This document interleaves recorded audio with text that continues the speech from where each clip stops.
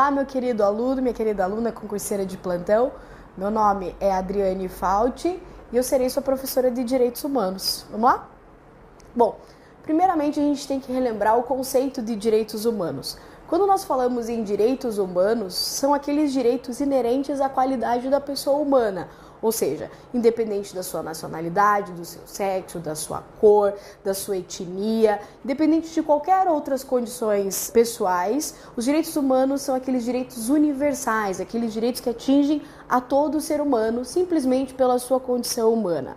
Mas por que nós precisamos, então, qual é o objetivo de se normatizar direitos inerentes à condição humana? O objetivo disso tudo é assegurar um mínimo existencial daquilo que nós chamamos de dignidade da pessoa humana.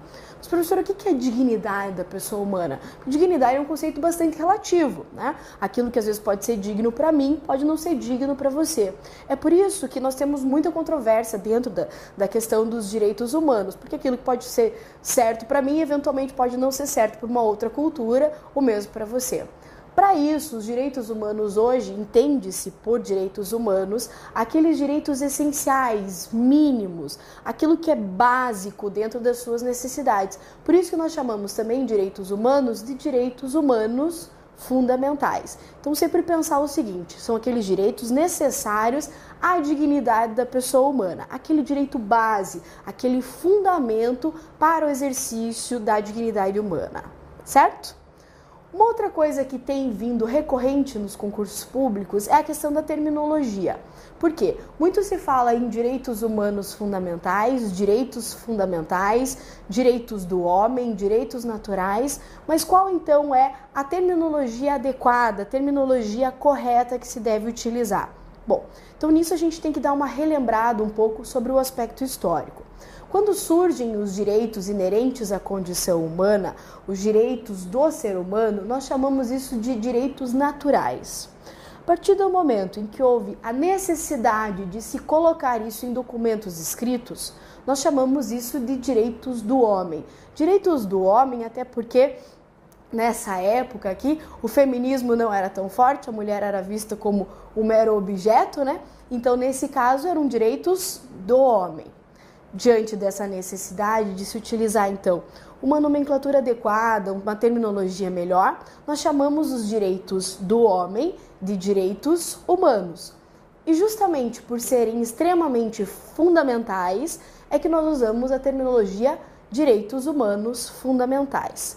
Isso em uma seara internacional. A partir do momento em que eu internalizo esses direitos humanos, a partir do momento em que as constituições passaram a prever esses direitos humanos nas suas constituições, eles foram chamados apenas de direitos fundamentais. Então, recapitulando, nós temos os direitos naturais, que são aqueles direitos que surgem com o próprio homem. Nós temos os direitos do homem, que são aqueles direitos decorrentes dos direitos naturais. Nós chamamos isso posteriormente de direitos humanos e, na sequência, quando nós internalizamos esses direitos humanos nas constituições, nós chamamos de direitos fundamentais. Então, quando nós falamos nessa terminologia, muitos doutrinadores tentam justificar a existência desses direitos humanos, ou seja, buscam encontrar um fundamento de existência para esses direitos humanos. Algumas teorias foram criadas para justificar isso. O mais importante para você é apenas conhecer a existência dessas três teorias, sem maiores dificuldades. A primeira delas é a chamada justnaturalista, ou seja, essa que é a mais prevista nos documentos internacionais, a mais comentada nas convenções internacionais e aquela que a gente utiliza como principal fundamento. A teoria justnaturalista, ela fundamenta a existência dos direitos humanos na própria existência do ser humano. Então, os direitos humanos remontam aos direitos naturais, aqueles direitos que surgiram juntamente com o homem. É o que nós chamamos, então, de justnaturalismo. Em contrapartida, o justpositivismo, ele diz que os direitos humanos surgiram com a lei. Então, enquanto o justnaturalismo diz que os direitos humanos surgiram com a própria existência do homem, os direitos, pela teoria justpositivista, os direitos humanos surgiram com a lei. Não são uma criação inerente à condição humana, ou seja, nós só teríamos direitos humanos a partir do momento que a lei especificasse esses direitos. Fora isso, não existiriam os direitos humanos pela simples condição de ser humano. A teoria moralista, a menos utilizada, ela diz que os direitos humanos decorrem de uma moral comum. E essa moral comum é inerente a alguns povos. Então eu tenho uma moral comum do povo ocidental, uma moral comum do povo oriental, e essa moral comum é que norteia a existência dos direitos humanos. Para você, o legal é você memorizar a questão da teoria justnaturalista e a teoria justpositivista. Justnaturalista, os direitos humanos decorrem da existência humana, da essência do ser humano, juntamente com o surgimento da humanidade. Justpositivista, os direitos humanos surgem ou decorrem do texto da lei, da criação legislativa, ou seja, a partir do momento em que se coloca em textos, em documentos internacionais, os direitos humanos, é que surgem esses direitos. Então, outra coisa que é extremamente importante é nós lembrarmos a questão do constitucionalismo. O que é o constitucionalismo? Quando nós falamos em direitos humanos, a gente tem que lembrar aquela máxima do direito que diz assim, que o meu direito ele vai até onde começa o direito do meu próximo. Ou seja, dentro do exercício dos direitos naturais, do exercício dos direitos do homem, o exercício deles pode muitas vezes gerar um conflito. Imagine que a gente não tivesse nenhum tipo de regramento dizendo o que cada um pode fazer ou os limites do exercício dos direitos do outro. Isso geraria diversos e inúmeros conflitos sociais. É por isso que a necessidade de um arranjo, de uma organização no exercício dos direitos naturais.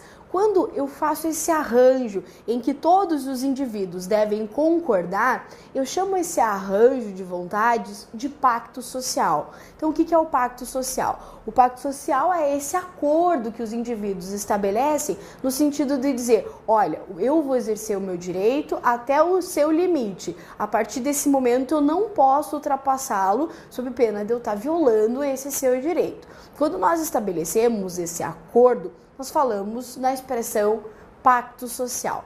Esse pacto social não precisa estar previsto em nenhum documento, porque ele é esse acordo implícito entre os indivíduos que convivem em uma sociedade. Mas muitas vezes há necessidade de se colocar nos textos, em algum texto escrito, às vezes simplesmente por uma questão de informação, ou mesmo para limitar, para dar conhecimento aos indivíduos desses seus direitos, em um texto escrito, em um texto formal. Quando nós verificamos isso, a vontade deste pacto social prevista em um texto escrito, nós chamamos isso de declaração de direitos. Então, quando há a declaração de direitos nada mais é do que a formalização do pacto social implicitamente estabelecido pelos indivíduos que vivem em uma sociedade em um texto solene, em um texto formal. Bom, mas não é só essa necessidade de se estabelecer esse acordo de vontades que vive uma sociedade. Uma sociedade, ela precisa ter um arranjo político, ela precisa ter uma organização política que vai determinar como que um Estado, como que a sociedade deve conviver. Esse acordo político é feito em uma Constituição Federal, nas leis. Então, as leis estabelecem esse acordo político. Além disso, nesse documento, nas constituições, além de estar previsto esse pacto político, esse arranjo, a formação do Estado, quais são os sistemas de governo escolhido, as formas de Estado, há necessidade também de se prever nesse documento escrito o nosso pacto social. Então, quando eu internalizo nas constituições as minhas declarações de direito, eu tenho também na minha Constituição, além do pacto político, a previsão do pacto social. Então, isso que você tem que lembrar. Quando você analisa o texto da Constituição, lá na disciplina de Direito Constitucional, você vai ver que tem uma parte inteira dedicada aos chamados direitos fundamentais. Ou seja, os direitos fundamentais são esse pacto social que se internaliza dentro de um texto escrito, que é conhecido como pacto político. Então, nós podemos sintetizar da seguinte forma: as declarações de direito justificam o chamado pacto social, enquanto a Constituição justifica o chamado pacto político. Um dos temas que tem sido mais recorrente nos concursos públicos hoje é a parte de evolução histórica. A evolução histórica, a gente precisa conhecer ela, por quê? porque ela não é idêntica à evolução histórica que você está acostumado a analisar lá em direito constitucional ou mesmo dentro do direito internacional. Quando nós falamos em evolução histórica dos direitos humanos, como eu mencionei para você anteriormente, os direitos humanos se iniciam lá no início da humanidade, quando do surgimento do homem. Nesse momento, nós já temos direitos humanos. É claro que esses direitos humanos não têm esse conceito universalista para todos os indivíduos. Nós tínhamos direitos humanos, direitos essenciais ao homem, voltados para uma determinada comunidade, voltados para uma determinada sociedade.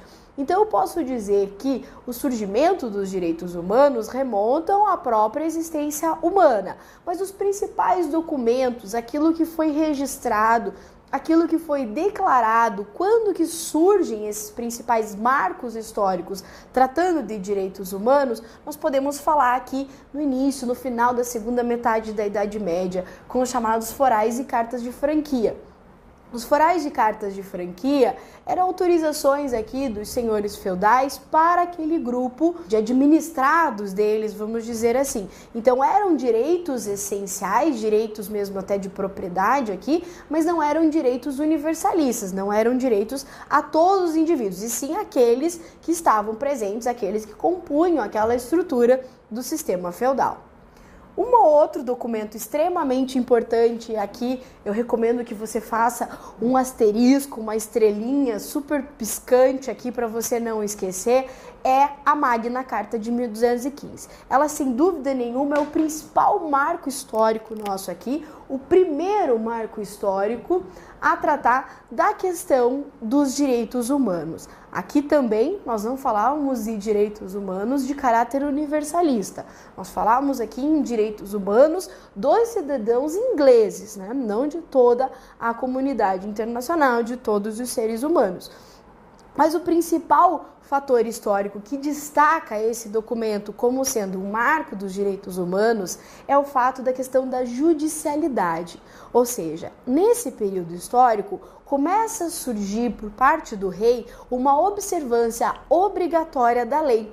Então imaginem que o rei aqui, ele era detentor de todas as funções do Estado. Ele representava o Estado, ele administrava, ele governava, ele legislava e ele ainda tomava as decisões, colocava as decisões em prática, ele julgava. Nesse momento, há um início aqui de uma ideia de devido processo legal, ou seja, de submissão à apreciação de um juiz de um determinado conflito de interesse, não simplesmente à vontade do rei. E a judicialidade diz respeito ainda a essa observância necessária por parte do rei, que não existia antes, que era extremamente absoluto, da lei. Então, inicia-se aqui um ideal muito singelo de separação de poderes. Um outro documento que você também não pode esquecer durante esse período que nós chamamos de Estado absolutista, então nós podemos dizer nesse momento inicial aqui, dentro do Estado absolutista, nós temos a Magna Carta, mas também nós temos a Petição de Direitos. E é tão por isso que a Magna Carta é importante. Por quê? Porque quando nós temos a Petição de Direitos em 1628, e a Declaração de Direitos de 1689, veja que a gente tem um período histórico aqui em que a Magna Carta foi o único documento que reconhecia direitos humanos que prevaleceu durante todo esse momento da história, sendo que tanto a Petição de Direitos como a Declaração de Direitos nada mais foram do que uma mera reprodução, uma reafirmação daquilo que a Magna Carta já previa. A contribuição mais importante aqui está na Declaração de Direitos. Lembra que eu falei para você que a Declaração de Direitos é essa manifestação do pacto social, essa vontade de acordos, essa vontade entre os indivíduos que convivem em uma sociedade. É lógico que essa vontade, ela pode sofrer oscilações, ela pode ir se modificando de acordo com o desenvolvimento da sociedade, de acordo com a evolução do homem. Essa vontade, essa liberdade, esse livre exercício dos direitos vão sendo alternados de acordo com o passar do tempo. Daí a necessidade de se renovar a Declaração de Direitos. Então a Declaração de Direitos de 1689, feita também na Inglaterra, conhecida também como Bill of Rights, ela diz o seguinte: Ela reafirma todos os direitos previstos na Magna Carta e reforça o ideal de separação dos poderes. Lembrando que o ideal de separação dos poderes é o que fundamenta um Estado de direito, que impõe a negação de um Estado absolutista e dos abusos cometidos pelo rei. Dentro desse período absolutista que eu mencionei para você, nós temos um destaque na chamada expressão Rule of Law.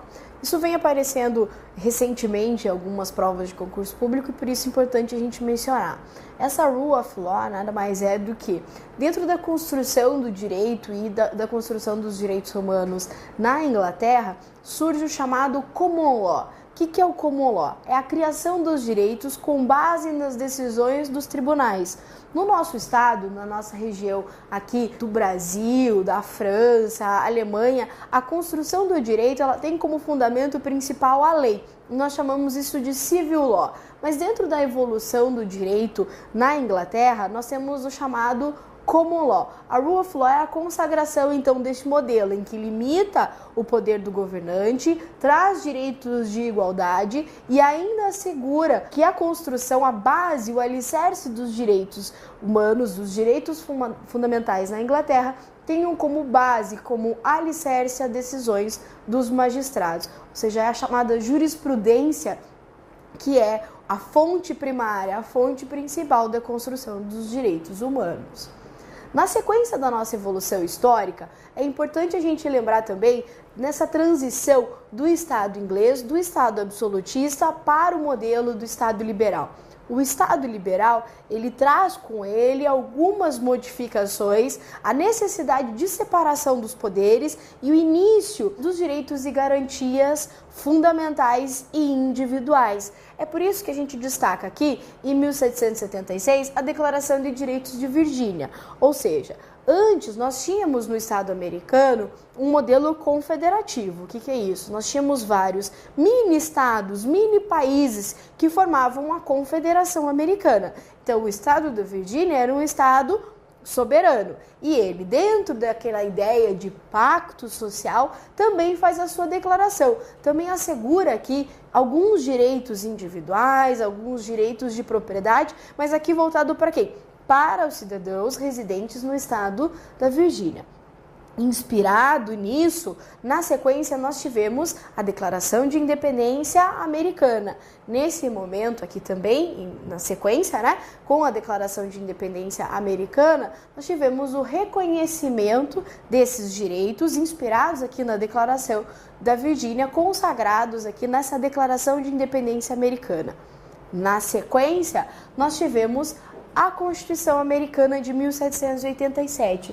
Uma coisa que é interessante a gente observar é que as declarações de direito, elas são feitas antes das constituições federais. Se você observar todas as declarações de direito, tanto a Declaração de Direito Americana, como mesmo a Declaração de Direitos do Homem e do Cidadão, feita na França, ela é anterior à construção das constituições. Por quê? Primeiro eu declaro a vontade do meu povo, o pacto social, a vontade dos indivíduos que viviam naquela comunidade, para então depois positivá-los em um texto escrito, para depois transformá-los dentro de um texto solene, de um texto político, que é a Constituição.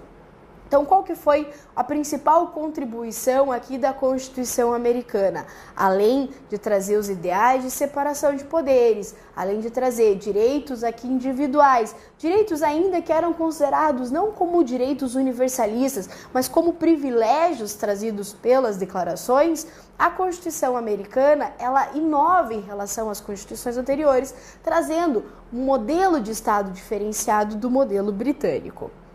Destaque aqui, vale a pena você fazer um asterisco também super destacado aqui com a questão da Declaração dos Direitos do Homem e do Cidadão de 1789 na França.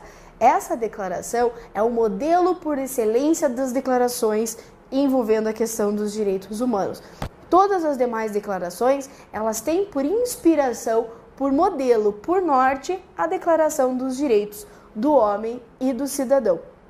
Essa declaração ela é extremamente importante e cobrada reiteradamente em concursos públicos. O conhecimento das suas previsões são extremamente modernos e vão ser melhor avaliados para frente.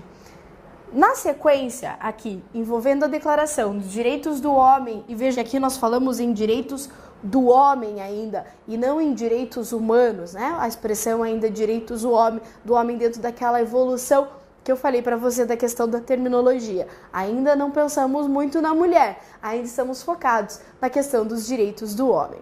Nisso, nós tivemos a criação da chamada Convenção de Genebra em 1864. Essa Convenção de Genebra, ela tinha por objetivo principal, dentre outras circunstâncias, estabelecer alguns direitos envolvendo a guerra. São aqui os direitos humanitários, as regras éticas, se é que existe alguma ética em guerra, né? Alguns direitos inerentes a como deveriam ser realizados os atos de guerra, respeito às mulheres, a crianças, a mesmo aqueles que se rendem, né, num período de guerra, como que isso deveria ser exercido. Então essa Convenção de Genebra, ela trouxe, ainda que de forma bastante singela, envolvendo os direitos de guerra, chamados direitos humanitários, como que isso deveria ser realizado, o respeito mínimo à condição humana, mesmo numa situação de guerra. Após a Convenção de Genebra, a gente precisa imaginar o seguinte: nós estávamos em um período de Estado liberal, em que as consequências do Estado liberal já estavam sendo sentidas pela população. Aqui a gente tem uma transição, uma evolução, eu diria que um salto histórico extremamente importante com a criação da Constituição Mexicana e a Constituição Alemã de Weimar, ou Weimar, como alguns costumam chamar, que é a Constituição que traz aqui por excelência os chamados direitos sociais.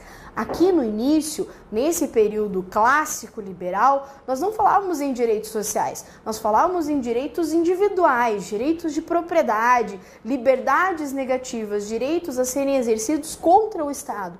Agora, nesse momento, nós temos a necessidade de um Estado prestacional, a necessidade de um Estado que assegure os direitos sociais. Então, eu diria que a principal contribuição, tanto da Constituição Mexicana quanto da Constituição Alemã, foi esse marco histórico no sentido de assegurar novos direitos humanos, uma característica nova desses direitos, direitos esses prestacionais, direitos aqui sociais, em especial direitos que regulamentavam a questão inerente ao trabalho.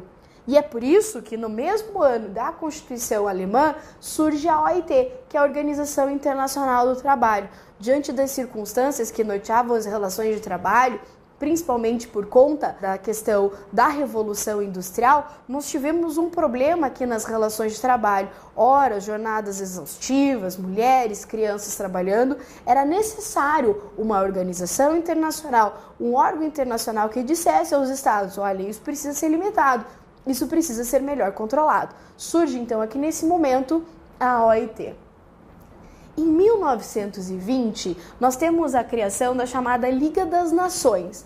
A Liga das Nações, ela foi importante no sentido de tentar coibir a realização de novas guerras, que nós tivemos a Primeira Guerra Mundial ali, mas não teve muito êxito, justamente porque nós tivemos na sequência a Segunda Guerra Mundial. Em 1945, no pós-guerra, nós tivemos a criação da Organização das Nações Unidas, a chamada ONU. Justamente veio aqui diante, né, das situações absurdas com a Segunda Guerra Mundial, as questões inerentes aqui ao nazismo e a necessidade de se instituir direitos universais, direitos assegurados a todos os homens, né? Então, em 1945, nós temos esse marco de criação da ONU. Agora, o destaque principal fica para a nossa declaração. Vejam que há uma mudança no pensamento da humanidade, uma mudança e uma necessidade de se declarar novos direitos, de se dizer como a sociedade deve conviver, de como os indivíduos devem conviver melhor em sociedade,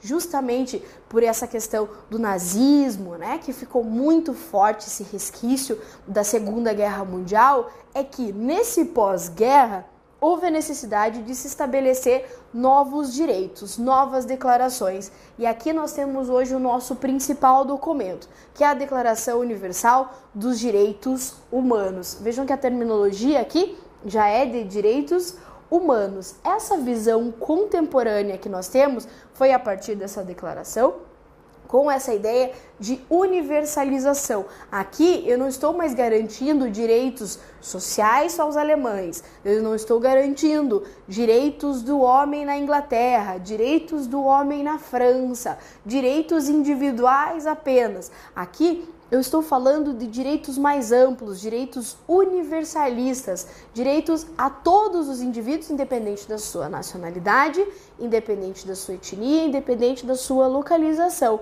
Essa visão contemporânea, o conceito que nós temos hoje de direitos humanos, então surge com a Declaração Universal de Direitos Humanos de 1948. Por isso, faça uma estrelinha aí no seu material, anote o destaque, porque esse vai ser o seu principal documento, seu principal declaração de estudo para as provas de concurso público.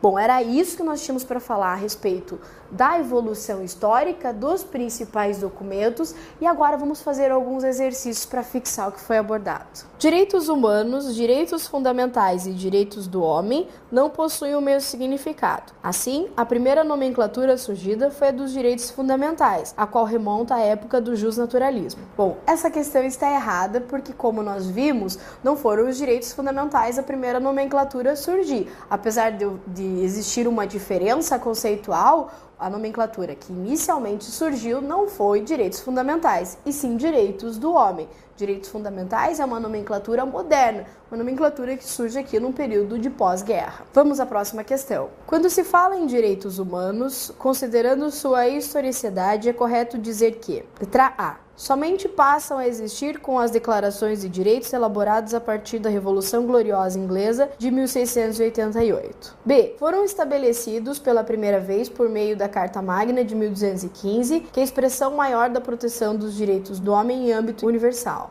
C, a concepção contemporânea de direitos humanos foi introduzida em 1789 pela Declaração dos Direitos do Homem e Cidadão, fruto da Revolução Francesa. D, a internacionalização dos direitos humanos surge a partir do pós-guerra como resposta às atrocidades cometidas durante o nazismo. Bom, a letra A está incorreta, por quê? Porque os direitos não surgem a partir da Revolução Gloriosa, os direitos humanos não surgem a partir desse momento. Eles remontam à própria história da humanidade, ou seja, desde a época da antiguidade. A alternativa B está incorreta, porque apesar da Carta Magna de 1215 ser um marco histórico, ela não traz esse conceito universalista de direitos humanos. Apesar dela ser tão importante como marco histórico, ela fala ali de direitos inerentes ao cidadão inglês, e não a esse caráter universalista dos direitos humanos. Então a letra C está incorreta, porque a concepção contemporânea, então, desse novo conceito de direitos humanos não veio com a Declaração Francesa de 1789. Esse novo conceito surge com o pós-guerra, em que introduziu aqui esse conceito universalista de direitos humanos, inerentes a todos os indivíduos, a todos os seres, independente da sua nacionalidade. Por fim, a nossa letra D é a alternativa correta, uma vez que a internacionalização dos direitos humanos surge sim nesse momento pós-guerra, em virtude de, como nós mencionamos, das atrocidades cometidas pelo período nazista, como se fosse uma resposta da sociedade dizendo que aquilo era inadmissível, independente de uma raça, independente de qualquer nacionalidade. Bom, era isso, um super beijo e até a próxima!